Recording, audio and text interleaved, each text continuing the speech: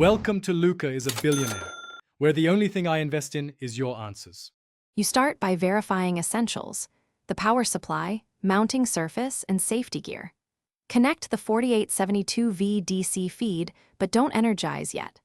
Once done, align the mag rail base against your reference line so the carriage will track straight.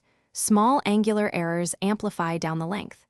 Make sure fasteners meet the 12 Nm torque spec to avoid loosening under vibration. You'll see why solid mechanical alignment reduces electrical arcing and improves. Next, you wire the controller and sensors, keeping leads short and twisted to cut noise.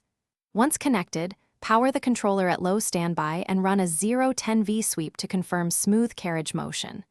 Then calibrate feedback. Begin with low proportional gain, trigger a brief step, observe overshoot, and iteratively increase P before adding derivative damping. Make sure to monitor current draw. Excessive current signals misalignment or magnetic saturation, and you'll need to stop and inspect. Finish by running full speed passes while logging position and current for 5 minutes so you can spot drift or heat trends. If you see jitter, stop immediately. Check sensor offsets, retorque mounting bolts, and reroute noisy signal cables away from power traces. If the rail won't move, inspect the fuse, read controller fault LEDs, and test motor phase continuity with a handheld meter. Remember, methodical checks save time.